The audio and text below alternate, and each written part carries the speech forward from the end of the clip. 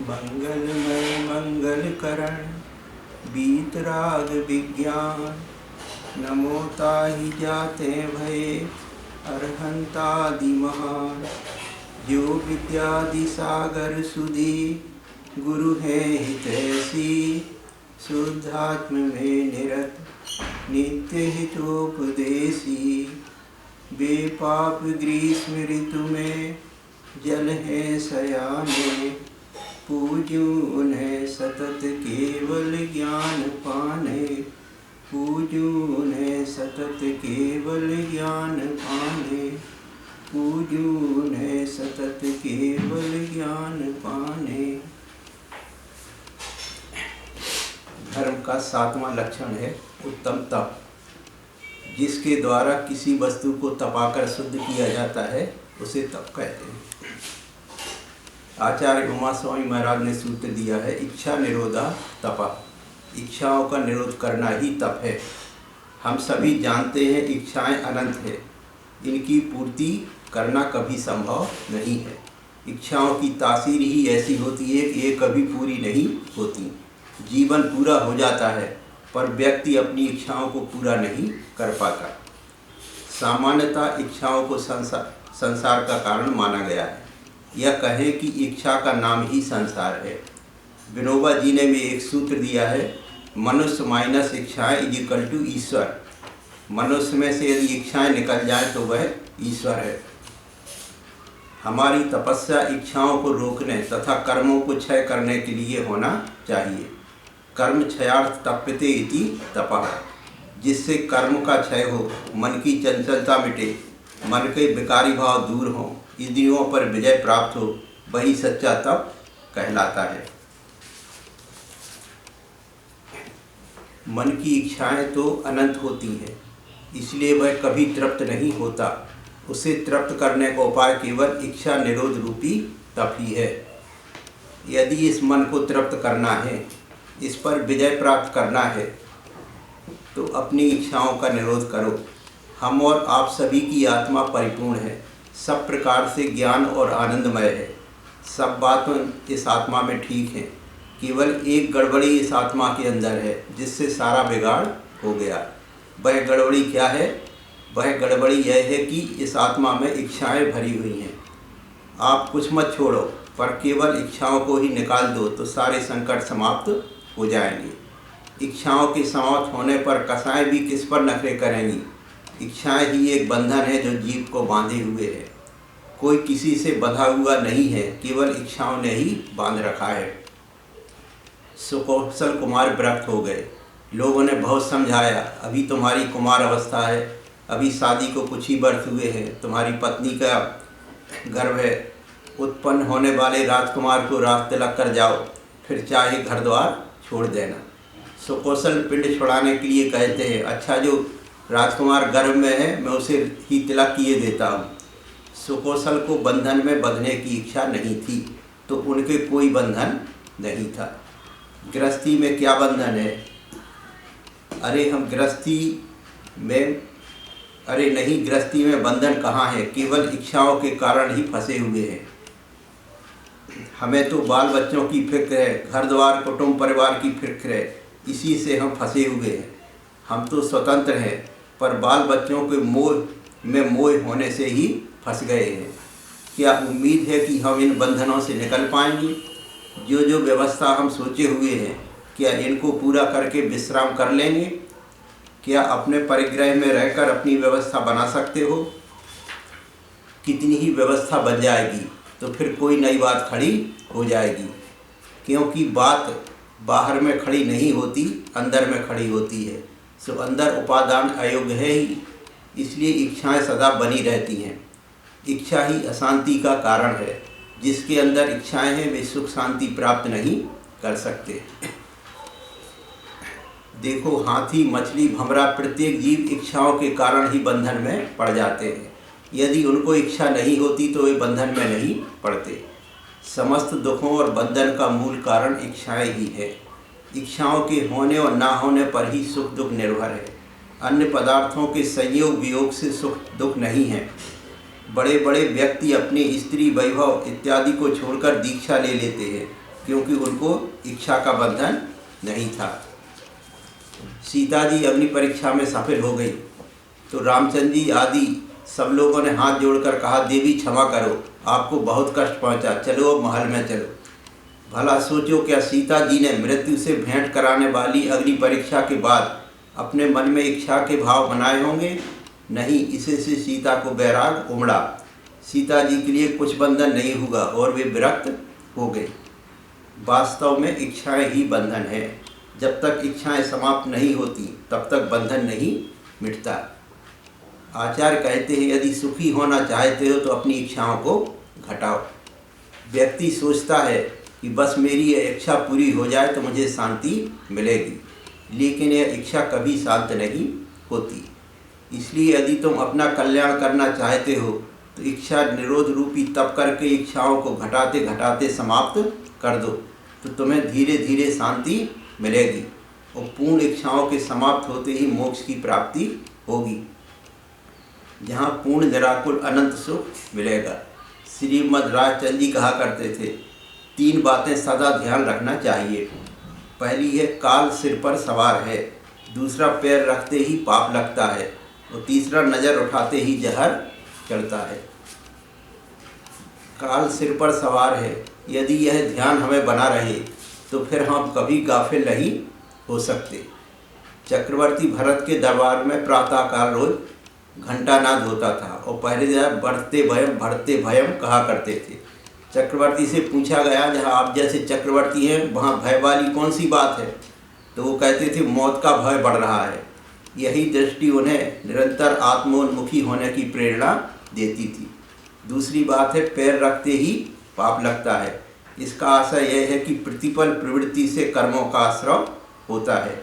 और अंतिम बात है, नज़र उठाते ही जहर चढ़ता है। इसका मतलब यह है कि जब हम बाहरी पदार्थों को देखते हैं तो उन्हें प्राप्त करने की इच्छा उत्पन्न हो जाती है और आत्मा में राग द्वेषादि विकारी भाव होने लगते हैं। अतः इच्छाओं से बचने के लिए सदा इन 3 बातों का ध्यान रखना चाहिए। आचार्य उमा स्वामी महाराज ने इच्छा निरोधा तपा कहकर इच्छाओं के निरोध को तप कहा है। विचार करो, जीव के दुख का मूल कारण तो कसाय और इंद्रिय विषयों की इच्छाएं ही है। इच्छाओं का अभाव हो तो जीव को सुख की प्राप्ति हो। एक उर्दू कवि ने लिखा है, इच्छाओं आकांक्षाओं के पेड़ की जड़ को काटकर फेंक देना चाहिए, क्योंकि इस पेड़ में ना तो कभी फूल लगे ना फल आया। इच्छाएं अनंत है जिसकी कभी पूर्ति नहीं हो सकती। तप इन इच्छाओं पर नियंत्रण करने में सहायक है। इच्छा निरोध रूपी तपाग्नि में जब आत्मा तपता है तो अपने मोह राग द्वेष रूप या क्रोध मान माया रूप समस्त विकारों को तज देता है और यह मलिन आत्मा एक दिन परमात्मा अर्थात शुद्ध आत्मा बन जाती है। जैसे चकले पर बेलन से बेली गई आटे की रोटी को यदि अग्नि पर सेंकते हैं तो फूलकर उसके 2 भाग हो जाते हैं। इसी प्रकार अंसनादि बाह्य तप और प्राश्चित आदि अंतरंग तपों के आचरण से सेंक से आत्मा और शरीर भिन्न भिन्न हो जाते हैं। सभी को अपनी शक्ति अनुसार तप अवश्य करना चाहिए। तप के प्रभाव से अनेक रिद्धियाँ प्रकट हो जाती हैं। तप का अचिंत्य प्रभाव है। तप के बिना काम को निद्रा को कौन मारे, तप के बिना इच्छाओं को कौन मारे। इंद्रियों के विषयों को मारने में तप ही समर्थ है। आशा रूपी पिशाचिनी तप से ही मारी जाती है। काम पर विजय तप से ही होती है। तप की साधना करने वाला परिसय उपसर्ग आदि आने पर रत्नत्रय धर्म से च्युत नहीं होता। तप के बिना संसार से छुटकारा नहीं होता। 3 लोक में तप के समान अन्य कुछ भी नहीं है। तप 2 प्रकार के होते हैं, अंतरंग तप और बाह्य तप। बाह्य तप 6 प्रकार के। पहला अनशन। अनशन का अर्थ है उपवास। 4 प्रकार के आहार, खाद्य, स्वाद, लेह और पेय का परित्याग करना अनशन है। जहाँ भोजन के साथ साथ विषय कषायों का भी त्याग हो उसे उपवास कहते हैं। भोजन का त्याग करने से इंद्रिय विकार नहीं रहता, मन की चंचलता मिटती है, शरीर हल्का रहता है, स्वाध्याय ध्यान आदि धार्मिक कार्यों के लिए अवसर मिलता है। उपवास के दिन धर्म ध्यान में ही अपना समय व्यतीत करना चाहिए। आदि सागर महाराज 6 दिन उपवास के बाद 7वें दिन आहार ग्रहण करते थे। उन्होंने अपने मुनि जीवन के 25 साल इस नियम का पालन किया। शांति सागर महाराज ने 35 वर्ष के मुनि जीवन काल में से 25 वर्ष तो उपवास पूर्वक ही व्यतीत किए और शेष वर्षों में अधिकांश तो केवल दूध, चावल और पानी ही लिया। अवमोदर्य, भूख से कम खाने का नाम अवमोदर्य है। कम खाने से प्रमाद नहीं रहता, स्वास्थ्य ठीक रहता है, निद्रा नहीं आती, ध्यान में मन लगता है। मुनिराज तो अपने उदर को 4 भागों में बांट लेते हैं। उसके 2 भाग को अन्न से, 1 भाग को जल से पूर्ण करते हैं और 1 भाग को खाली रखते हैं। एक मुनिराज जी की बात आती है, वे 1 महीने के बाद आहार के लिए जाते हैं और निरंतराय आहार मिलने के उपरांत भी 1 गिलास लेकर वापस आ जाते हैं। तीसरा, वृत्ति पर संख्यांता। भोजन को जाते समय साधुजन कठिन विधि लेकर निकलते हैं। यदि ऐसी विधि मिलेगी तो आहार ग्रहण करेंगे, अन्यथा निराहार ही वापस आ जाएंगे। इस तप से रागादि भावों पर विजय प्राप्त होती है, कर्मों का क्षय होता है। महाराजों के कठिन नियम कई दिनों तक नहीं मिले। भीम मुनिराज ने एक बार भाले से पड़गाने की विधि ली थी और उनकी विधि 1 माह तक नहीं मिली थी। 1 माह बाद रानी ने जब भाले से पड़गाया तब उनकी विधि मिली थी। इस समय भी ऐसे मुनिराज हो गए जो कठिन विधि लेते हैं, जो कई दिनों तक नहीं मिलती। चौथा, रस परित्याग। 6 रसों में से 1, 2 अथवा सभी का परित्याग करना रस परित्याग तप है। मुनिराज थाली में अच्छी से अच्छी चीज़ देखकर जिसमें अधिक राग हो उसे कहेंगे हटा लो। घी, दूध आदि समस्त रसों में से कुछ न कुछ रसों को छोड़कर ही भोजन करते हैं और अपनी रसना इंद्री पर विजय प्राप्त करते हैं। 5वां, विविक्त शय्यासन। प्रमाद रहित होकर एकांत स्थान में सोना, बैठना, रहना विविक्त शय्यासन तप है। क्योंकि मनुष्यों से बंधन हो रहेगा तो वहाँ वाक व्यवहार से स्नेह बढ़ेगा। स्नेह का बंधन ही दुख देता है। इस तप से राग द्वेष के साधन नहीं रहते, मन शांत रहता है। मुनिराज वन में या कहीं भी किसी भी परिस्थिति में ककरीली पथरीली भूमि, पाटा आदि पर रात्रि के पिछले पहर में थोड़ी निद्रा लेते हैं। 6वां, काय क्लेश तप। गर्मी, सर्दी, वर्षा के स्थान में ध्यान करना, अनेक प्रकार के कष्ट सहते हुए समता परिणाम रखना सो काय क्लेश तप है। इस तप से विषय कषाय की प्रवृत्ति नहीं रहती, सुखिया स्वभाव नष्ट हो जाता है, ध्यान में स्थिरता आ जाती है। मुनिराज गर्मी के दिनों में कई दिनों तक अंतराय आने के बाद भी मन में खेद नहीं करते। वे सर्दी, गर्मी, वर्षा में कठिन तरीकों से ध्यान करते हैं। इन बाह्य तपों का आचरण करने से मन भोगों से हट जाता है, मन इधर उधर नहीं जाता।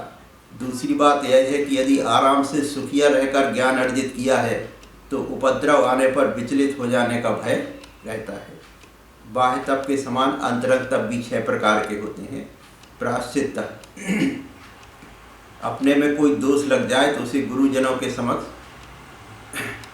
पश्चाताप ग्रहण करना प्रायश्चित तप है। प्रायश्चित लेने से अंतरंग परिणाम अत्यंत निर्मल हो जाते हैं। कुलभूषण देशभूषण की कथा आती है कि बहुत दिनों विद्या अध्ययन के बाद जब वो नगर प्रवेश हुआ तो अपनी बहन कमलोत्सवा को देखा। उसकी जानकारी नहीं थी तो उनके भाव से शादी करने के हो गए। जब माता पिता के साथ भाइयों की आरती करने आई, माता पिता ने कहा, देख तेरे भाई कितने बड़े हो गए हैं। तब उन्हें पता लगा कि यह हमारी बहन है, तो उनको अपने विवाह पर बड़ा पश्चाताप हुआ। देखो मैंने अपना मन कितना खराब कर लिया। और वे तुरंत वापस लौट गए। उन्होंने मुनि दीक्षा धारण कर ली और उसी भाव से मोक्ष गए। राजा श्रेणिक ने यशोधर मुनिराज के गले में मरा हुआ सर्प डालकर 33 सागर की 7 में नरक की आयु का बंध कर लिया था। पर बाद में जब उन्हें ज्ञात हुआ ये तो सच्चे परम तपस्वी मुनिराज हैं, मैंने घोर अनर्थ किया, तो उन्हें इतना पश्चाताप हुआ कि उसके फल में उन्हें सम्यक की उपलब्धि हुई और 33 सागर की नरक की आयु घटकर मात्र 84,000 वर्ष की प्रथम नरक की आयु बची। दूसरा, विनय तप। विनय तप से मन में कोमलता आती है। विनय नाम आदर भाव का है। हमें सम्यक दर्शन, सम्यक ज्ञान, सम्यक चारित्र एवं इनके धारकों की विनय अत्यंत विनम्र होकर करना चाहिए। विनय तब वह है जो मोक्ष मार्ग के प्रति और मोक्ष मार्गी के प्रति उनके जैसे गुणों की प्राप्ति के लिए किया जाता है। आचार्य वीरसेन स्वामी ने धवला ग्रंथ में बहुत अच्छी बात लिखी है। उन्होंने कहा है ज्ञानार्जन में विनय का बड़ा स्थान है। उन्होंने विद्या के 4 कारण बतलाए हैं। पहला, गुरु शिष्य को पढ़ाता है। दूसरा, शिष्य अपनी बुद्धि से ग्रहण करता है। तीसरा, ज्ञान विनय से प्राप्त होती है। चौथा, ज्ञान समय से प्राप्त होता है। ज्ञान के 4 चरण में से एक चरण ऐसा है जो विनय की श्रेष्ठता प्रकट करता है। जो विनय पूर्वक सीखते हैं वे वास्तविक ज्ञान पाते हैं। यदि कोई गुरु की विनय ना करे तो क्या सीखे?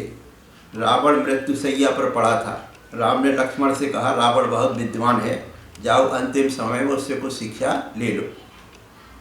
लक्ष्मण गए और रावण के सिर के पास खड़े होकर अपना अभिप्राय प्रकट किया। उसे मौन देखकर वापस लौट आए और राम से कहते हैं कि वो बड़ा अभिमानी है, कुछ बोलता ही नहीं है। राम बोले, हे लक्ष्मण, वह अभिमानी नहीं, तू स्वभाव से ही उद्दंड है, तूने अवश्य उद्दंडता दिखाई होगी। वह कैसे बोले, तुझे अगर कुछ सीखना है तो विजेता बनकर नहीं, दास बनकर सीखना होगा। जाओ उसके चरणों में बैठकर विनयपूर्वक विनती करो, उसे गुरु स्वीकार करो। लक्ष्मण ने ऐसा ही किया। अब की बार उसे निराश नहीं लौटना पड़ा। एकलव्य ने भी धनुर्विद्या सीखी थी गुरु द्रोण की प्रतिमा से नहीं, साक्षात गुरु से शिष्य बनकर, सच्चा शिष्य बनकर। जब वह सही निशाना लगाता तो उस प्रतिमा के चरण छू लेता और जब लक्ष्य चूक जाता तो गुरु के समक्ष अपनी निंदा करता।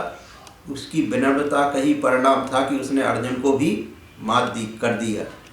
हमें भी देवशास्त्र गुरु की अत्यंत भक्ति से विनय करनी चाहिए, तभी सीख पाएंगे धर्म को, स्वरूप को, अपने आत्म तत्व को। तीसरा, वैयावृत्त। वैयावृत्त का अर्थ होता है विरक्त संत पुरुषों की सेवा करना, पूज्य पुरुषों की सेवा करना। सेवा करते समय पूज्य पुरुषों के प्रति श्रद्धा भाव हो और उनके गुणों में अनुराग हो तो ही सही सेवा कहलाएगी। मुनिराजों की सेवा करते समय हमें उनके जैसे बनने की भावना रखनी चाहिए। वैयावृत्ति करने वाले के अंतरंग में दया, करुणा, अनुकंपा सहज ही उत्पन्न हो जाती है। चौथा है स्वाध्याय तप। स्वाध्याय को परम तप कहा जाता है। स्वाध्याय परमम तपः। स्व माने आत्मा, अध्याय माने अध्ययन करना। आत्मा का अध्ययन करना, चिंतन मनन करना। किसी का स्वाध्याय का नियम है तो झट से 3-4 लाइन शास्त्र की पढ़कर चले गए, यह स्वाध्याय नहीं है। स्वाध्याय 5 प्रकार का होता है: वांचना, प्रक्षना, अनुप्रेक्षा, आमनाय और धर्मोपदेश। शास्त्रों का पढ़ना वांचना स्वाध्याय है। ज्ञानियों से पूछना प्रक्षना स्वाध्याय है। हमने जो कुछ पढ़ा या ज्ञानी पुरुषों से कुछ उत्तर मिला उसका बार बार चिंतन मनन करना अनुप्रेक्षा स्वाध्याय है। निर्णीत विषय को कंठस्थ धारण करने के लिए बार बार पाठ करना आमनाय स्वाध्याय है। विषय पर पूरा अधिकार हो जाने पर दूसरे जीवों के हितार्थ उपदेश देना धर्मोपदेश नामक स्वाध्याय है। सभी को जिनवाणी का स्वाध्याय अवश्य करना चाहिए। जिनवाणी मोक्ष मार्ग में माता के समान है। जिस प्रकार माँ पाल पोस कर बच्चे को सामर्थ्यवान बनाती है, उसी प्रकार जिनवाणी व हमें अनादिकाल के अज्ञान रूपी अंधकार से निकालकर प्रकाश, मोक्ष रूपी प्रकाश भवन में बैठा देती है। स्वाध्याय करने से ही हमें धर्म के स्वरूप व उसकी महिमा समझ में आती है। जिन्हें भाग्योदय से मनुष्य पर्याय मिली है उन्हें सर्वधर्म का मूल कारण सम्यक दर्शन, उसका कारण तत्व निर्णय और उसका भी जो मूल कारण शास्त्राभ्यास है वह अवश्य करना चाहिए। 5वां विसर्ग। विसर्ग अर्थ है त्याग करना। बाह्य में धन धान्य आदि का त्याग करना, अंतरंग में शरीर से ममत्व का त्याग करना। शरीर से ममत्व करने से आत्मा का अहित होता है। यद जीवस्य उपकाराय तद्देहस्य अपकारकम, यद देहस्य उपकाराय तज्जीवस्य कारकम। जो शरीर के लिए उपकारी है वह आत्मा के लिए अहितकर है, जो आत्मा के लिए हितकारी है वह शरीर के लिए अहितकर है। इस रहस्य को जानकर शरीर की सेवा में निमग्न न होकर शरीर के माध्यम से संयम तप करके अपनी इच्छाओं पर विजय प्राप्त करना चाहिए। देखो 5 पांडवों का शरीर जलता रहा बाहर से, पर